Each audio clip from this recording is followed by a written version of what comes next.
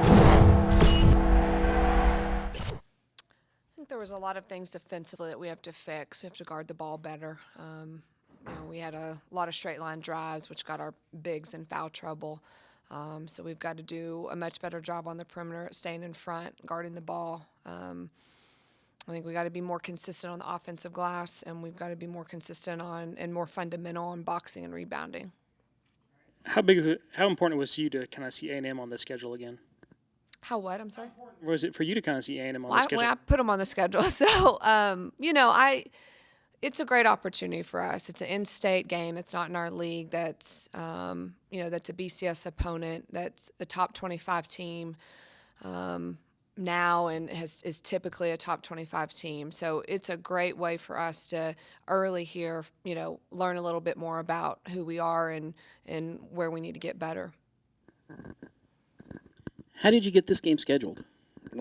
Did you call A&M? Did they call you? Was there a mediation somewhere? I feel like Coach Blair's been trying to schedule for the last 3 years. I told him to hold on, and we felt like this was a good opportunity, a good year for us, and so we started home and home this year, and they'll return to our place next year. And I don't know if that's something we'll do every year or every two, but I think again it's an in-state team that is a BCS team that we can schedule, and I know they are looking for those opportunities as well. As a former player here at Texas Tech, you've got to have some fun memories of A&M games. Is there one that stands out to you? Unfortunately, my A&M memory is that we went there, I believe we won, but our plane broke, and we had to bus home. So that was my A&M memory, to be honest. The A&M was not the A&M they are now when I played, and so for women's basketball, it wasn't always the biggest rivalry game. We had other teams, I think, that we were looking for more. But I know the history of, obviously, Texas Tech and,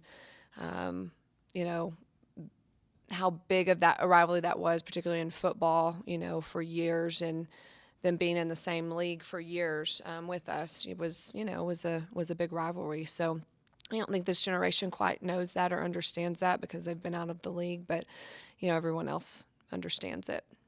What do you expect to see from A&M offensively? They're really athletic. They've got a great post player. They've got some guards that are really letting it fly and playing well right now.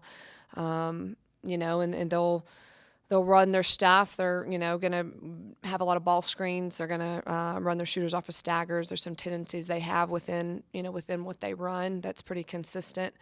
They're going to pressure like they always do, really try to get their defense going and make it hard for you to score and turn up the heat. And that's just been their style for quite some time. Giving away the complete game plan, how do you plan on attacking their offense? Attacking their defense. Yeah, we're just focused on what we do and doing it well, and and continuing to work on areas that are emphasis for us, whether we're playing A&M or we're coming home and playing New Mexico. It's it's about getting our stuff fixed and taking care of what we need to take care of. I know enthusiasm and intensity hasn't been lacking in practices, but have you seen a marked step up with the opponent on the schedule this week? We did a lot of skill work yesterday and a lot of film, so today will be our first day that we're together as a team. Coach, what are your expectations for this second game of the season? It's still early. You're going up against a top 25 opponent. What are your expectations of what you want to see come out of this game? I want to see us play really hard. I want to see us play well together. I want to see a high level of execution. I want to see a high level of awareness on the defensive end and communication, and all those things that we can control are the things we focus on and that we expect. Were you happy to see the intensity, even though they came at the expense of two sets of technical fouls? Yeah, we want our kids to go to battle. It's us against them, and we're battling every possession. And we obviously want to keep control of our emotions. I think that's an important lesson. But we want to have a strong sense that we're battling for every rebound, every opportunity, and we're going to be physical with opponents, and we're not going to back down. And I think on that side, it's really good. And then, like I said, on the other side, I think it's important that we keep control of our emotions, and we got to keep Jade out of foul trouble. I don't need her 5 fouls need to be she earned them, so it's lessons, but it's also part of who we are. What's the benefit of going and facing a top 25 team at their place this early in the season? Like I said before, I think it's a great test early, and you want to be tested early. You don't want to wait until, the week before you start Big 12, or you start Big 12 and you're being tested and you're finding out you got a lot of holes that you need to get fixed. So it's a great opportunity for us. Top 25, program, like I've said, and we're excited to go in there and see what we can do and fight as hard as we can and see what happens. Who are you most impressed with so far, and who are you looking to step up? I am impressed with different people at different times. I think that's, a little bit of a difficult question, because the other night I was super impressed with Ayanna.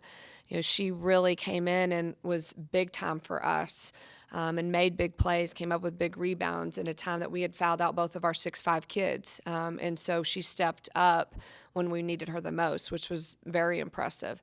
I thought Lauren Brooks and Grayson Bratt came in and really turned the heat up and caused us to go on a big-time run.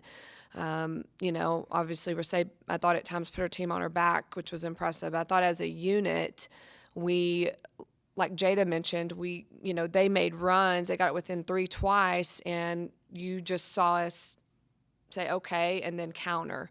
And in the past, I think we've had teams that wouldn't have countered, that wouldn't have come back from losing a big deficit. But this team, it happened twice, and they kept control, and they made the plays they needed to play to get the lead back up.